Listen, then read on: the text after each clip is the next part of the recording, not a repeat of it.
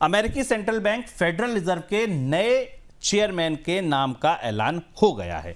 2006 से 2011 के बीच Fed governor रहे अर्थशास्त्री केविन वॉर्श, जी हां यही नाम है, उनको फेडरल रिजर्व का प्रमुख बनाया गया है, चेयरमैन बनाया गया है। राष्ट्रपति डोनाल्ड ट्रंप ने उनकी घोषणा कर दी है। वॉश मौजूदा चेयरमैन पावेल की जगह लेंगे, जिनका कार्यकाल मई में खत्म हो रहा है।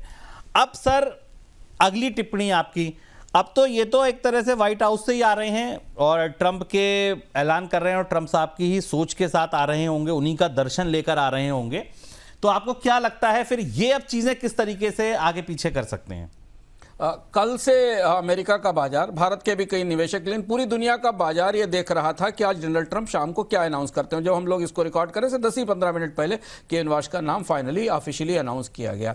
बाजार बहुत करीब से 3 चेहरे देख रहा था। पहले आपको दिलचस्प बताएं कि नाम किनके थे और क्यों केविन वॉश का को बाजार कैसे लेगा आने वाले दिनों में और उनसे क्या अपेक्षा करेगा।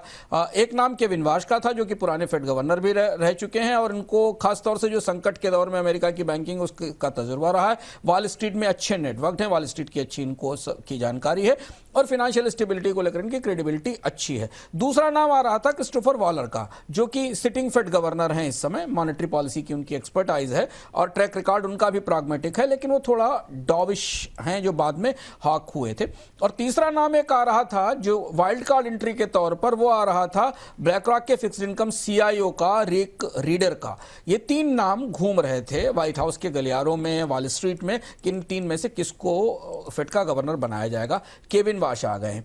केविन वॉश को आमतौर पर बाजार हॉकिश मानता है। बड़ा दिलचस्प चुनाव है केविन वॉश का, लेकिन केविन वॉश इन तीनों में बाजार की सबसे पहली पसंद थे, क्योंकि माना जा रहा है कि वो थोड़े तर्कसंगत हैं, वो उतने ज़्यादा डॉविश नहीं है, उनको रिलेटिवली हॉक माना जाता है, लेकिन बहुत लंबे समय तक क्वांटिटेटिव ईजिंग चलाने के पक्ष में नहीं रहे हैं।